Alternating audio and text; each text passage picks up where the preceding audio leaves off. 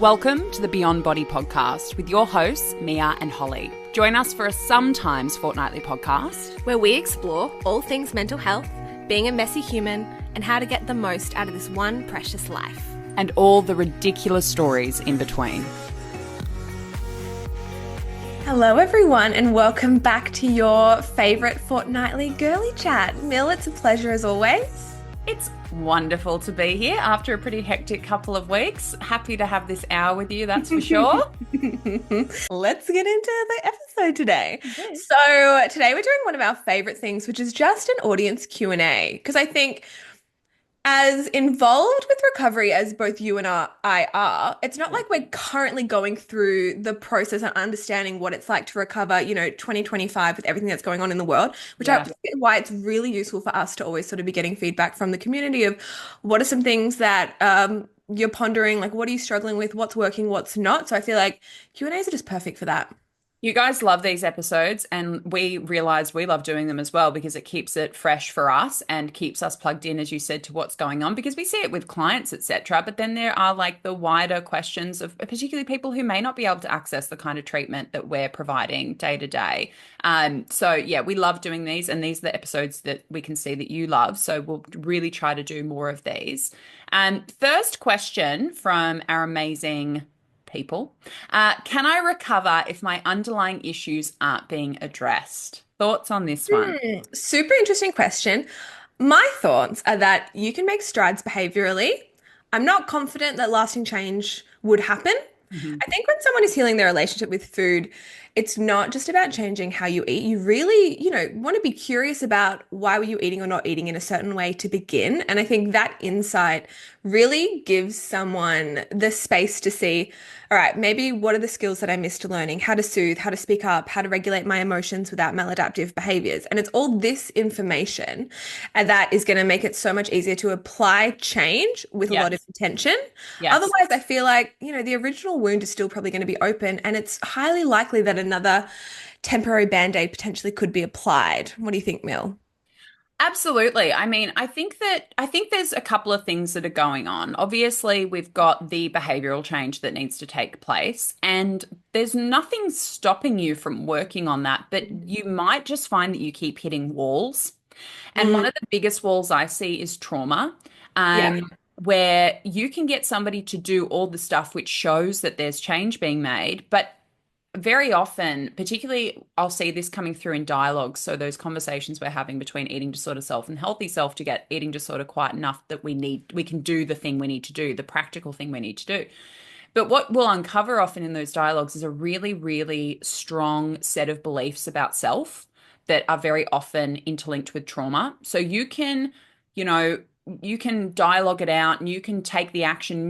Nothing's going to shift that concrete sense of self other than specific sort of trauma treatment, right? So yes, I can get people to move along in a practical sense, but if we're not shifting the sense of self, then we're not changing the environment where that eating disorder grew. And so even if we make all the symptoms go away, it's literally just that's the equivalent to me of just literally like chopping the weeds off the top and not yanking it out. Yes, for a period of time you might get rest and you might get a brief hiatus from eating disorder. It's just a matter of time before it comes back up. So it's not that it's not worthwhile work. I think people just need to be realistic in the long term, where they might go, but I recovered and this thing has come roaring back. You might be looking at weeds on top, no root system situation, if that's the case. Yeah, absolutely. And I think also going on that, in some cases as well, I do think it is necessary to cut some of the weeds down first. Because I think particularly a lot of people, going to trauma therapy, there is going to have to be this baseline of medical stability and also emotional readiness for that. Yeah. So I think it's almost like a bit of a seesaw, right? Of like, particularly if there's immediate behaviors that are causing a lot of distress that are stopping you from even being able to engage in that kind of therapy as well. There's a little bit of work to sort of like do a bit here when you're ready to engage with this. And then let's see how this then positively informs the behavioral work, making it more of a lasting experience. So in summary of this question, no, I would say. You can in the short term. And this is the thing is that this is this overly Mm. perfectionistic stuff that we see in the recovery space of like this modality, that's wrong, that's right. None of that is true. Yeah. It is a mosaic. I know I use that word too much, but it's because it works in so many recovery situations. Treatment is a mosaic, and you are going to have your mosaic. And that mosaic isn't just the placement of these pieces, it's the timing of the placement of them as well. Like you can't structurally put something there unless something else has Yeah. already been put in place, or you can't border it until the substance of the picture is in, right? So when people are like, well, it should be this and it should be that, who are we talking about? At what stage of their recovery? Yes, a lot of this is guided by instinct, and it's going to be your instinct, people who you're working with, their instinct, maybe your loved ones. Like I've had clients come to me Mm. who have been to many providers, and I, as the coach, am the first one going, I think that looking into maybe some trauma work could be helpful. I'm not an expert, but I can spot it when it's coming up. I can't treat it, but I can see some red flags here. Mm. And that might be their first, and then they go, oh, yes, this is what was needed, and this is the time for it. Whereas if I'd said it to them a year before and they tried it then, it could have had a shocking experience with it. So it's not even about modality sometimes, it's about timings. Yeah. This is a really beautiful one. If you could go back and talk to yourself the day you chose recovery, what would you say? I think this is a question that we have in the question box at the retreat. I think it is, isn't it? I mean, I would say so many things. First of all, I'd say strap in, babe. Yeah. Um, and just commit wholeheartedly. I would definitely say to myself, it's okay to be scared. Mhm. And just remembering that being scared absolutely means you're on the brink of growth. And there is just going to be so many times where I don't trust the process and that I just need to trust the experience, even if I don't know what's next. Beautiful. Love that. Yeah, I think I would say that the unknown was a part of it for me as well because there was very little recovery stuff online. I knew Mm. very little about recovery. And so it was Yeah. just the unknown. But I think I would tell her to like trust your gut.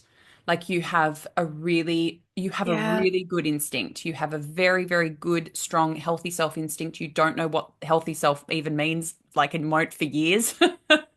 But you have a very, very strong instinct. And even the fact that you are going into recovery shows that you have a really good instinct. And even if at the moment it's just a survival instinct in those initial days, that is Mm. still incredibly brave to follow that when everything else is telling you to ignore it and is trying to drown out that core voice trying to come through. Um, so yeah, trust your gut.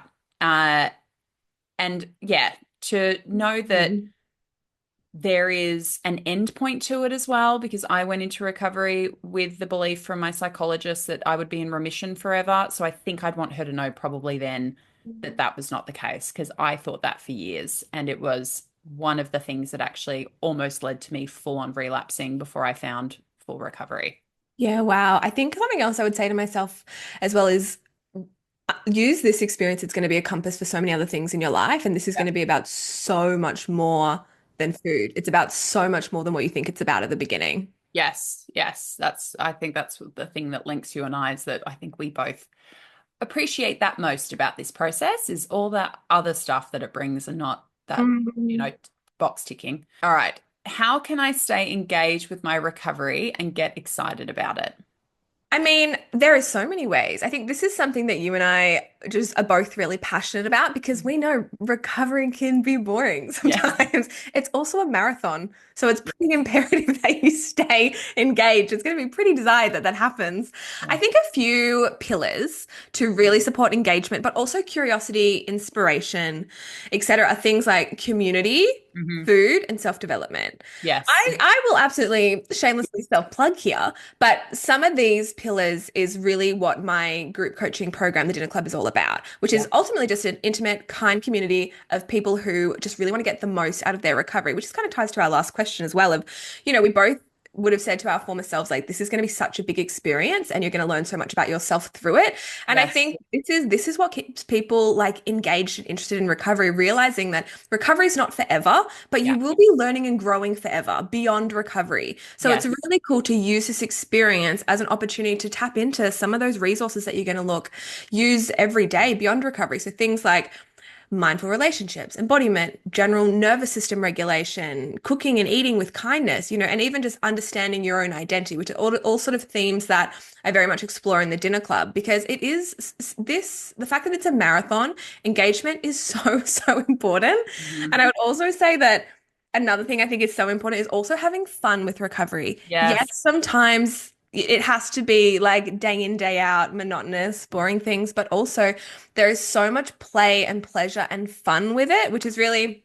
So I have sort of two group coaching programs running at the moment. So the Yeah. Dinner Club, which sort of is self-development, talking about all those topics I just mentioned, but then also one which is all about food. So it's more so focused on, I mean, we do virtual cooking classes, but it's more so like food and community, food and memory, food and heritage, because food can be, it can be sassy and fun and romantic and silly and playful. And it's such a beautiful way to be able to experience all these things using the object that also caused you so much distress. Yeah. Because it's just ultimately, I think even us, post recovery beyond the work that we see, clients going through, we're always learning so much about it. And there's just endless potential of where recovery can lead people. I think that's why I'm so, just always so inspired by it. Yeah, yeah. It's not everyone reaching this same outcome and going, okay, everyone's into their little, neat box now. It's all the expansive ways that we see that endpoint of recovery showing up. Um, and I think that's something that, you do beautifully is that it's adding color to this experience, even as it's happening. That's what I love about those programs you run, is that they look the way that you want this process to feel. Do you know what I mean? Like it's like when I see Way to describe it. how you like set our tables beautifully for the retreat and all the detail and all the love put into it. Even that representation is like this is what this can be. And you don't have to commit to that when you go into these kinds of settings or into these programs, but it surely is nice to see that it's a possibility and it's sitting right in front of you.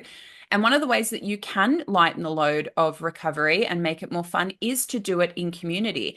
And I think when people think about that, they think about like being inpatient or being in hospital or being like Mhm. outside of those settings, what is being provided, which means that at later stages, at stages where, it's not that medicalized kind of in community, you know what I mean? Mm.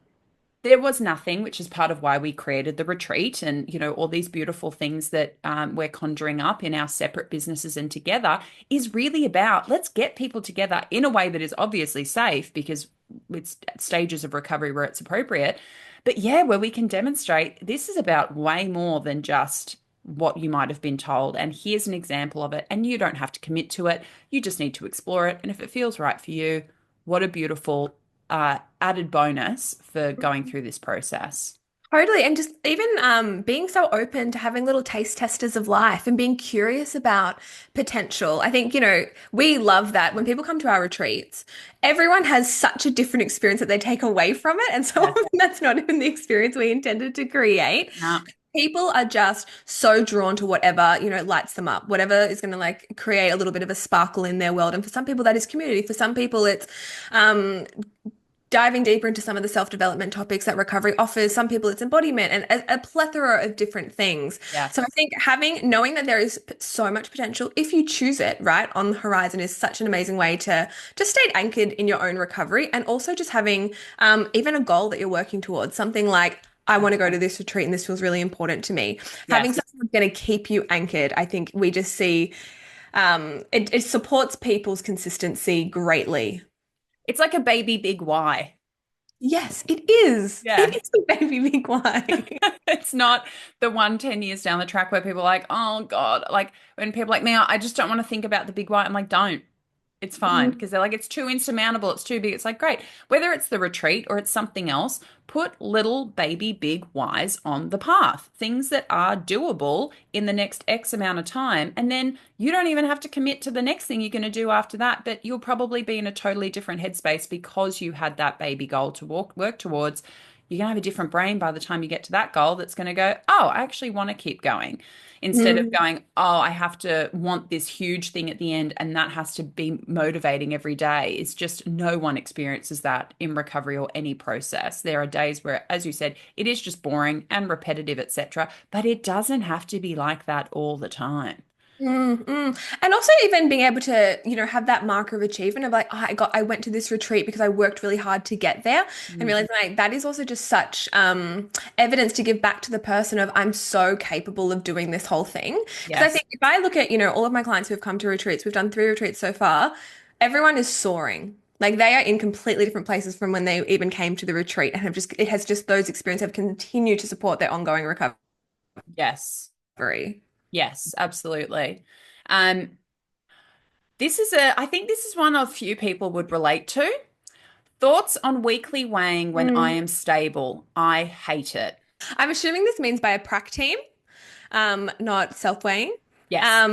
I totally understand how this person may feel that it's really unnecessary. Yeah. But again, it is really, really case dependent. If someone has had a vulnerability to losing weight and to not being able to hold their weight, even if they may be stable now, I Mm. do think monitoring during maintenance phase is really necessary in a lot of situations, not all situations, in a lot of situations though. Yeah. I think, and I absolutely understand someone wanting to have separation from numbers, without a doubt. It's perfectly understandable.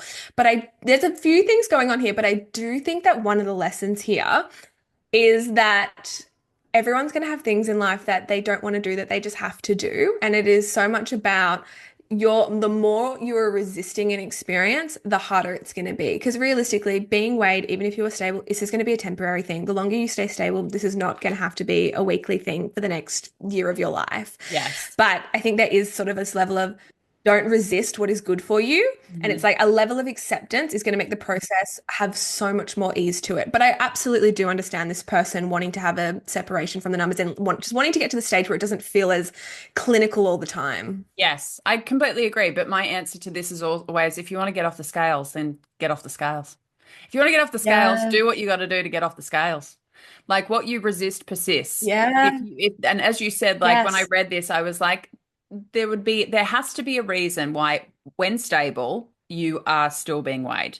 Because generally Yeah. speaking, don't want our clients on the scales, right? At all, for any reason. That is not the point. Like, we don't want them on meal plans forever. I think people have this idea of like, some people like meal plans are bad. And it's like, all these things are bridges. You're not meant to live on a bridge. A bridge is Yes. for transport, it's for passage, it's for safe passage between two different places. You are not supposed to live on the scales. You are not supposed to live on a meal plan. But if you want to get off those things, you have to do the things which are going to get you off and keep you off, right?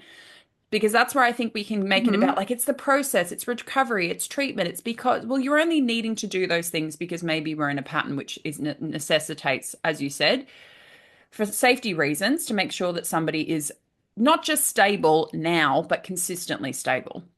Like I know for us as coaches Yes. that this is one of the markers that it is not safe for us to continue working with someone, right? If someone is consistently losing weight in a pattern and over a period of time which sends up red flags, that can be and is one of the top indicators that it may not be safe or ethical for us to continue working with that person, right? So these are all this data is also collaborative. It's not just for you, it's also for the team. The team has to make the best decisions for you based on not just that bit of data that week, it's the trending data across a period of time, right? But my answer is always if you hate food logging, if you hate being weighed, if you hate being on a meal plan, do what you have to do to get off them. Because here's the truth, if you go, I hate this, and your eating disorder goes, I hate this too, okay, let's go back to doing what we were doing, which is not what this person is suggesting. But often people will be like, I'm just so over the recovery process, right? I hate being weighed, I hate this, so I'm going to free fall back into my eating disorder. Let's play that tape forward realistically, right? You'll regress and you'll deteriorate, and then it will hit the point where you have to re-engage recovery. And then you're going to have to get back on the scale and the meal plan and the food logging. So you're just like hitting the wall repeatedly, where we could just get a ladder, climb up over that wall onto the other side, and never have to hit the wall again. You can either do this a million times, or you can maybe do it a handful of times, or a couple of times, or once. The reason you're doing it a million times is not because of the treatment thing, it's because of the eating disorder thing that doesn't want to do that, but can only see the next week where it's like, yay, I get to do all my fun eating disorder stuff. Play that tape forward 6 months, you're going to be back on those scales, back on that meal plan, back on the food logging, and going, I can't believe I'm still doing this. So maybe we don't have to do that if we go, this is inevitable, but it only has to be inevitable once.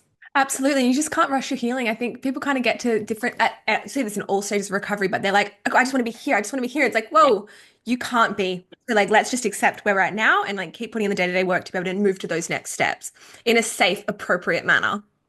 I want to teleport myself to Bali right this second. It's not possible. I can't do that. It is not physically possible. I think if we thought about it as like a geographical location and being like, I want to be in Bali tomorrow. Well, you can't. Yeah. You're not there. I will hopefully be there at the end of April. And that's going to take planning and it's going to take preparation and it's going to take, do you know what I mean? Like Yeah. Yeah. it's as ridiculous a position as like, I want to wake up tomorrow and I'm going to be on the moon. Well, you can't do that. And so, if that is still the motivator and the outcome, there are things that you can do to get there. But I think if you keep shooting yourself, I should be and I want to be, that is exhausting. And there's probably a bit of a self-sabotage thing going on there where it's Mm. like if you burn yourself out on that spinning of your wheels, then you don't have energy to do the actual functional day-to-day things that you need to do, which will ultimately get you there. Absolutely. And also like look at I think it's such an where this might it may not be coming from this place, but potentially could be of it's so important for you to be working with your team, not Yes. working with your eating disorder at every single point. So Yes. also with, like you're opposing what the team wants you to be doing. It's like, okay, well, we really need to look into why that is and what's motivating that. Yeah, a huge shift is when you see people really going, and you talk about this in your embodiment workshop, which is, coming back home to your body, but also like you can't be, you and your eating disorder eventually have to be on the side of your healthy self and on the side of your body and on the side of the people who are trying to help you. And that's just something that takes time and it takes trust. And that's not something you can should yourself into either. But what I can tell you is that when you see it happen, the change it makes, the difference it makes, I should say, is enormous because it's Mm, that wonderful feeling of like, I have myself, but I also have this great backup. That's a really good feeling. Like your eating disorder's absolutely. backup of you feels awful because it is. Mm, It isn't really backing you up. It's just tricking you so it can do what it wants to do. It's a wonderful feeling to go, I'm trusting myself more. And when I don't trust myself, I have these people who I can bounce this off. Even like this podcast might be for people who aren't in that position, where it's like, we're here to back up your healthy self. And that's a nice feeling to go, mm. oh, there are people out there who care about me and want better for me. And there's a little part of me that thinks I can have that or I'm worthy of that. That's a nice feeling. It might be foreign at first, but it's a much better feeling than something tricking you so that it gets to basically like use your life parasitically. That's not a very good feeling. Yeah. I think it's a genuine feeling of safety is what Yeah. it feels like when there is sort of this support that's backing you. Um, what do you think of this one, Mill? I found this one very interesting. What do I say when I see people passing on their disordered eating to their kids? I Ooh. I loved this because it's so honest. Like it's Yeah. such there's so many people who would think this and would have Yeah. these concerns. I think this is especially hard for those of us who have been through disordered eating, eating disorders, any kind of fractured relationship with food or body, because I've always said, like, if you've got it, you can spot it. And that doesn't mean that we all have the right to go around diagnosing people. We do not. But, it's something internally where you might go, oh, I think I might know what's going on here. And then we keep that to ourselves. Um, Look, you can't drag anyone else on your path, right? Yes. You can't, and I think a lot of people going, I've seen this a lot with clients where they'll have an interaction, they're in a really, really good place in their recovery, and they start to see it everywhere. And so there's a lot of sessions where they show up being like, my brother-in-law, and I was sitting and at this cafe and I saw this woman and I was going to, and I'm like, whoa. This is great. Love that you're seeing this. Love that you can recognize it. What a strong, healthy self indication that, you can see what has been so foggy to you for so long is so clear cut. You still have work to do. Yes. This energy is yours. This Yes. is energy for your recovery. This is nice affirmation and confirmation of why we've done what we've done. And this is also a really nice place to be in because I remember very clearly going from, I wish I could diet like everyone else. I can't believe I'm never going to be able to diet or lose weight again. Everyone else gets to. And suddenly there's a switch to, thank God I don't have to do that anymore. Thank God I know what that's about. Thank God I know what a waste of time and energy in life that is. I'm never doing that again. That's a big difference.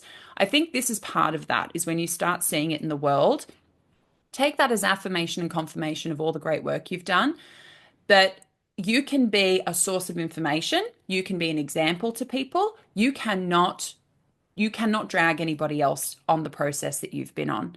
You can't make anyone else see Yeah. what you have seen. A lot of people are breathing in these fumes as if they're air. You are going to see a lot of it. And I think the best thing we can pull from it is gratitude that we are no longer there and that we get to have this totally different relationship with food and body than the majority of the population is ever going to have. Whether they have, like, even without eating disorders, people are usually doing something a bit weird with food at some point, or their body image or whatever. I think you can gently guide, like nudge or put things in front of people or suggest a podcast or some, but that's really, in my view, that's really about it. What are your thoughts? Do you Oh, think we go a bit yeah. more in people's faces, or what's your take? No, absolutely not. We're so on the same wavelength here. I think a big lesson to realize, and I think everyone has to come to this in their own way, at their own time, in this context, but also other contexts, that you can't feel emotionally entrenched by every toxic and disordered influence you come by, because Yes. that in itself is exhausting and it absolutely can lead you to burnout. I've absolutely worked with clients where they just, which is beautiful, like you're saying, get really headstrong around like this is wrong and we need to change the world. And I get it. Like, change is important, speaking up matters, educating matters, but your peace and protecting your recovery needs to be a priority always, Yes. particularly if you are someone who is quite green in the recovering space. Please protect your energy. I think it's so easy, particularly, when you've gone through this experience, to have this real sensitivity to any unhelpful language and, of course, explicit disordered behaviors that you may witness.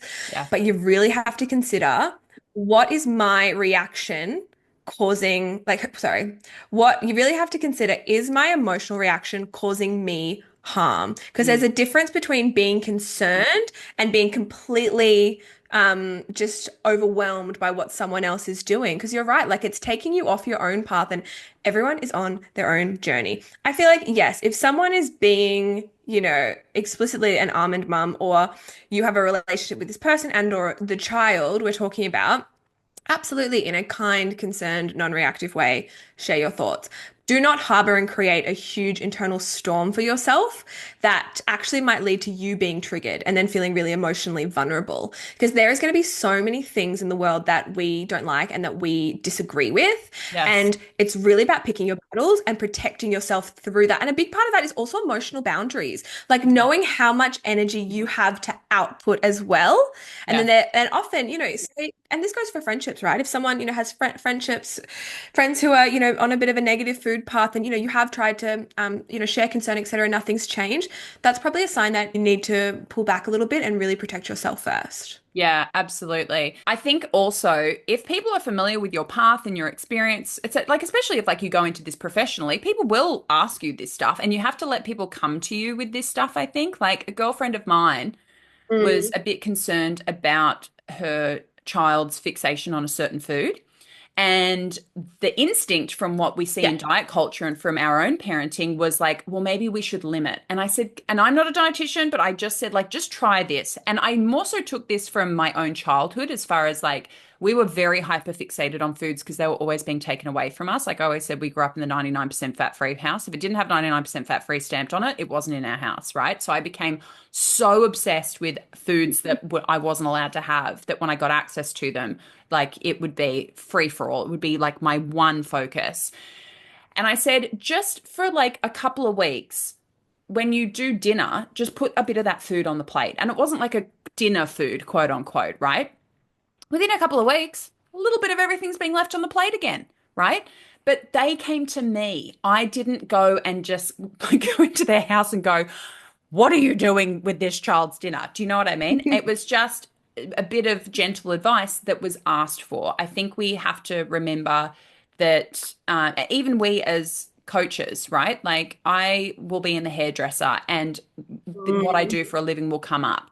And then people will, share their experiences, and I can hear some really disordered stuff in there. I'm not going to sit there with a stranger and tell them that their relationship with food is disordered. If they asked me questions, I would answer honestly, but I'm not the I'm not the ordered food relationship queen and like, king of the world, and I'm going around telling people what they're doing right and wrong or whatever. If like, people come to you, that's a different thing.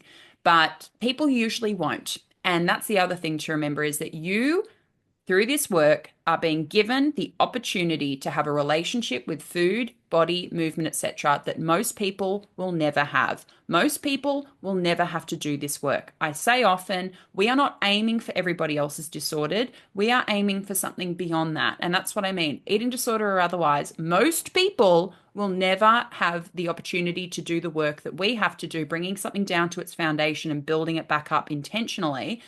People are very conditioned by diet culture all across the board to different degrees, but no one's getting out of life without being touched by diet culture in the world that we currently live in, right?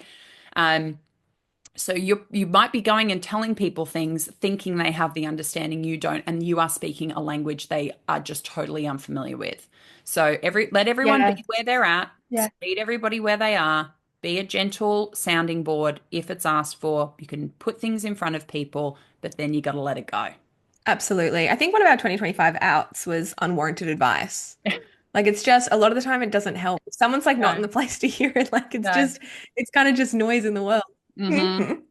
Um, so our next one, is it normal to be in recovery and not have the energy to do anything like hobbies or work?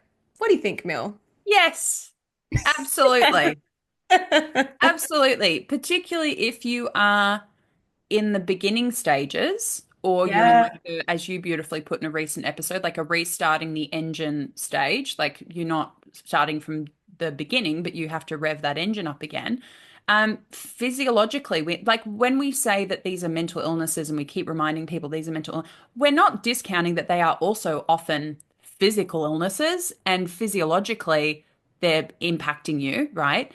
And I think it's actually a really beautiful sign of what the body knows to do, which is Mhm. like mum said to me, mum's had a knee replacement surgery last week and she's in hospital at the moment. And she said to a friend yesterday, "Oh, I'm just so tired." And they were like, "Well, yes, you have like a bionic part in your body now that you didn't have last week. That makes sense." She's like, "Oh, yeah, that's probably it. It's the healing too. It's not just the impact of the surgery, it's now the healing process." We know to test for a few things in recovery, like obviously the OBS that people get too focused on, which really doesn't tell us much of anything in the long term, by the way. But there's so many things an eating disorder touches. There's no part of the body that really isn't going to be impacted often by an eating disorder. And I'm talking all kinds of eating disorders and disordered eating. Not just the stereotypical stuff we see. There's a repair that's happening here. And especially if you think about the fact that one of my favorite numbers in this world is the percentage 20%, because it was one of the first things I learned that really helped me, which is that if you are eating enough, your brain requires 20% of what you eat every day just to function, right? That's if you're eating enough. Now, if you have been eating in a way that's chaotic or restrictive or whatever, or you've been using behaviors which are, damaging you inside, this food is immediately going to heal that stuff. I think that's so beautiful. Like when I started recovery, I had rosacea, I had Totally. this terribly inflamed skin because obviously what was happening with my gut. And very quickly my skin cleared up. And I found that so remarkable. And that was such a help for me to go, my body has been on my side the whole time. The Mhm. whole time it's been on my side. And the Yeah. second I gave it a moment to heal, look at what it did. And that's just the bit I can Mm. see. So I think that, yes, this can be frustrating Mm. and it can be really disheartening. But I think if you look at it through the lens of why would the body be tired? It's because it's putting so much effort and energy into repair. And without a pause, it immediately is Mm. back on board going, great, we know what to do with this. We're going to put this back together for you. I personally think that's pretty beautiful. Mm. I would say, in addition to also people having a lot of these physical experiences, it's important to remember that one of the main things that we're doing in recovery, it's removing maladaptive behaviors so we can replace them with something that's going to be more healthy, aligned, and sustainable. The process of doing that often feels awful. Yeah. right? And this is not new information. So it's not surprising if someone's going through that process that they do have a reduced amount of dopamine. So they don't feel motivated to do, the exciting things like see friends and engage in those hobbies, etc. Because you're going through this process and it does take a bit of an adjustment period as well. See clients say they're in like an inpatient setting and they'll be working really, really hard, doing a lot of the cognitive challenging, like really pushing themselves. But outside of that, they feel exhausted. And I Yeah. can often see a lot of people are putting, stress on themselves. I want to be doing this. I want to be doing this. I want to be doing this. I'm like, but recovering and putting your energy into that, that is the most productive thing you can be doing. And sometimes that means that you don't have capacity for the other things. And that's okay. Again, it's just a temporary phase of life. Yeah, it's kind of in the word, right? Like recovery. Yeah. If I think about recovery from anything physical, I am imagining someone in bed. Like, Yes. like it sounds Yes. restful to me, or at least requiring sort of rest. So that makes complete sense. Yeah. But especially if you are someone whose eating disorder comes from like a high productivity place or really has a problem with rest, again, this is just Yeah. another opportunity to look at those eating disorder beliefs and vulnerabilities and to put some work into it. Because this is the other thing that I really try to impress upon people, and it usually comes up in my work with people. You've probably heard me say this 1,000 times, which is that your recovery is not Maybe. on, yeah, probably. Your recovery is not on your to-do list. It is the whole to-do list. Like it's not, work, school, kids, hobbies, whatever, and then recovery. Because if it's on the list, it's always going to be the thing to go off the list because it's probably the thing you want to do the least a lot of the time. Every single item on that to-do list has a little caveat next to it that says, as long as it can accommodate recovery, as long as it can accommodate recovery, as long as, do you know what I mean? So every recovery doesn't have to fit in with your stuff. Yeah. Your stuff has to fit in with recovery. And so I think when we think about it like that, then it's, yes, there might be an inevitable temporary hold on some of the things that are uses of your time that you're used to spending your energy and time on. But this is an investment. This is like the bridge, right? This is a temporary investment, which is going to make all those things possible in the long term. Because if you take the approach that your recovery is on the list, all those things on the list are in jeopardy. None of them are guaranteed that you're going to be able to work or continue with schooling or be the kind of parent you want to be or be the kind of partner you want to be or the kind of business person you want to be. All those things are tenuous because recovery isn't attached to it, right? So I think that, yeah, there's sometimes just a little bit of a mental shift that has to happen to reorder how we're thinking about the process versus putting just piling more and more pressure on ourselves. Yeah, and I think to support that sort of shift there, it's also really useful to stay in your own lane and not be comparing your recovery to other people's recovery. Because, this Mhm. person potentially might be coming from this place of thinking, but all these other people are doing hobbies and they're working, and I'm just recovering at home. It's like there is no right or wrong way that your recovery is supposed to look. It's like you're creating this as you go. So I Yeah. also think realize like, yes, it is normal to feel tired, lack of motivation, etc. But also there's not one normal that everyone's going to fit into, and that's also okay. Yes, completely. And I think that if you notice that there is comparison, as always, checking back in with where that comparison might be coming from with conversations or content you're looking at. Also remember that when people are curating their lives online, even in the recovery space, that it's very, if, even if it isn't inaccurate, you can never have the full picture. Never, ever, ever, ever. Yes. And there are Yes. people, I mean, I know I do it. I run out of content to post. And so I'm like, what's a what's something that happened What's trending? recently, right? And it's like, that's not current. It's not something that's happening right now, but it's something that is attached to maybe something I want to put out there as far as something I've written, but I need to have something visual with it. Doesn't mean it's something that happened this week. It could be something from a couple of months ago. Do you know what I mean? So I think, I mean, Mm, as we know, I have my thoughts and feelings about recovery content, but I think that can be one of the misleading things is that it's balancing, yes, trying to tell your true or give your true account of your experience. But there's also how content works, which is that you have to make it look pretty and you'd have to make the algorithm want to catch it and push it. And that immediately means that it's moving away from the true, authentic demonstration of what is actually going on because you have to run it through that filter of mm. how is this going to be picked up, perceived, and pushed out to people. Exactly. I feel like this was a fantastic group of Q&A It questions. was. And we had even more, which we will save for another episode because, like I said, we see the numbers. These are the episodes you love the most, and we love being able to stay connected to you and really be able to address what's happening for you in real time. And you do us a huge favor because it keeps us plugged into what the sort of general experience of people in the space is at the moment when we're not necessarily consuming a lot of what's out there. So yeah, we love staying connected to you all. And as always, like hearing your feedback, knowing what you want to hear from us. But I think there'll be quite a few of these kinds of episodes in our future. Well, thanks again, Mill, and I will see you in a fortnight. See you in a fortnight, everyone.